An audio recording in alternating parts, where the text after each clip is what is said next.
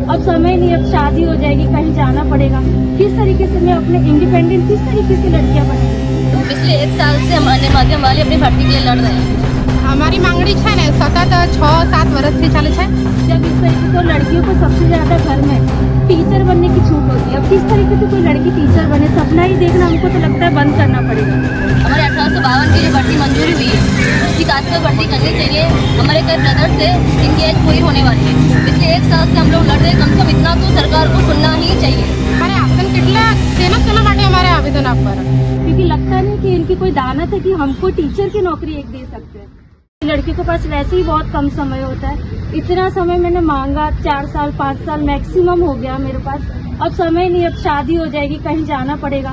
किस तरीके से मैं अपने इंडिपेंडेंट, किस तरीके से लड़कियां बनेंगी जब इस तरीके से लड़कियों को सबसे ज्यादा घर में टीचर बनने की छूट होती है? अब किस तरीके से कोई लड़की टीचर बने? सपना ही देखना हमको तो लगता है बंद करना पड़ेगा।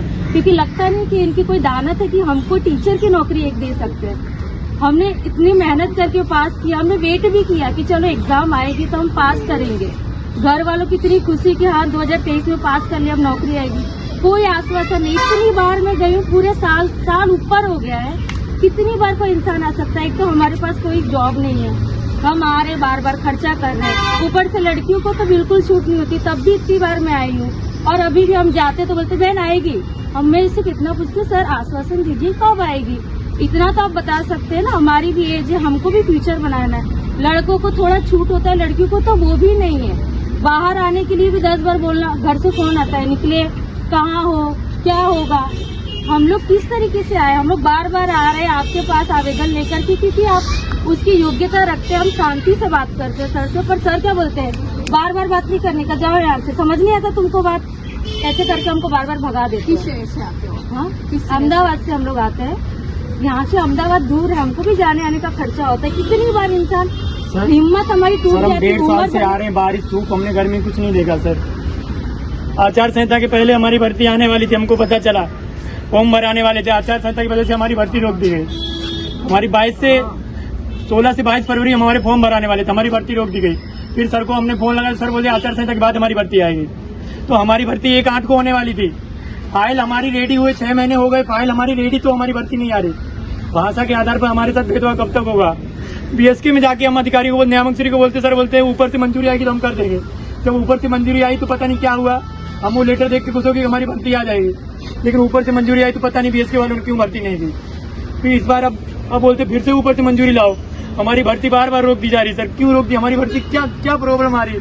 तो हमारी फाइल पूरी है तो हमारी भर्ती क्यों नहीं हो सकती? 300 से 400 ही लोग हैं सिर्फ।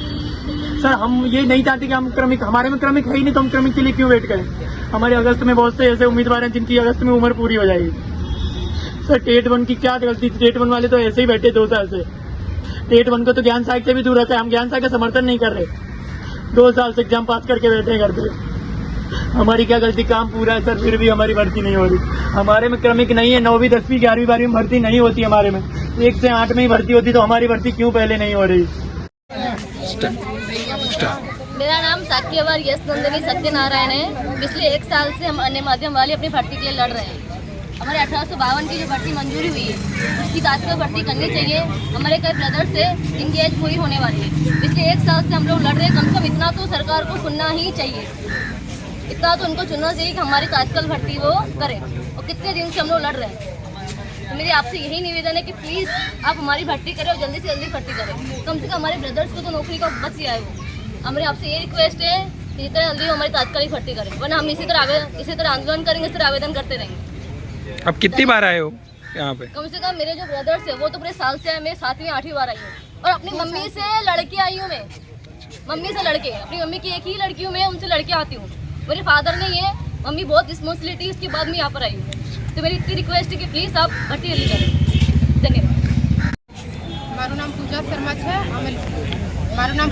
છે। અમે લોકો અન્ય માધ્યમની જે જાહેરાત અમારી મંજૂરી મળી ગઈ છે એ જાહેરાત હજુ સુધી સરકારે બહાર પાડી નથી, નોટિફિકેશન આવ્યું નથી।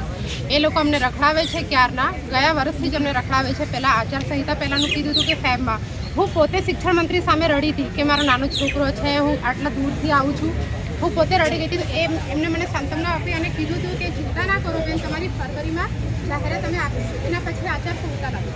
આચારસંહિતાના પહેલાં પણ એ લોકો અઠવાડિયા સુધી અમને રખડાવ્યા અને ક્યાંથી તો વિડીયો પણ યુટ્યુબમાં આવી ગયા કે અન્ય માધ્યમની જાહેરાત આવે છે અને એ લોકો પોતે કીધું. એના પછી જ્યારે ઇલેક્શનનું બધું કામ ચૂંટણી પછી એ લોકોએ શું કર્યું આચારસંહિતા પછી કે તમારા 1 મહિનામાં આવી જશે, જૂનમાં આવી જશે, જુલાઈમાં આવી જશે અને પછી કેલેન્ડર બહાર પાડ્યું. અને આ કેલેન્ડરથી તો અમારે કંઈ લેવું દેવું જ નથી, કેમ કે ક્રમિક ક્યાં અન્ય માધ્યમમાં થાય છે? ઉર્દુ મીડિયમમાં, હિન્દી મીડિયમમાં ક્યાં થાય છે ક્રમિક? 9મા 10મા 11મા અમારે કંઈ લેવા દેવા એ લોકો છે નહીં. અને અમારી મંજૂર થઈ ગઈ છે જગ્યા, તો અમારે એ મંજૂર થયેલી જગ્યા અમારે એ લોકો નોટિફિકેશન બહાર આપે, જાહેરાત આપે. બસ અમારી એટલી જ માંગણી છે સરકાર પાસે. મંત્રી સાહેબ, મુખ્યમંત્રીશ્રી બધાને રજૂઆત કરી ઘણીવાર, પણ અમને એવા આશ્વાસન મળ્યા. હું પોતે અઠવાડિયા પહેલાં ગયો હતો તો અમારા શિક્ષણ મંત્રી સાહેબે એવું કીધું કે તમારી શેડ્યુલ ચેન્જ થઈ ગયું છે, તમારી ભરતી 1 આંઠે આવી જશે. એવું મને કીધું. જો 1 આંઠે ભરતી ના આવે તો 2 આંઠે મારી જોડે આવજો. પરંતુ અમે જ્યારે 2 આંઠે ગયા એમની જોડે તો હવે કહે છે એ પોતાની વાતથી ફરી ગયા. આની પહેલાં પણ એમને ડેટ આપી હતી 15 જૂન. પછી અમારામાંથી ઘણા લોકોને કીધું કે 1 આંઠે ભરતી આવી જશે.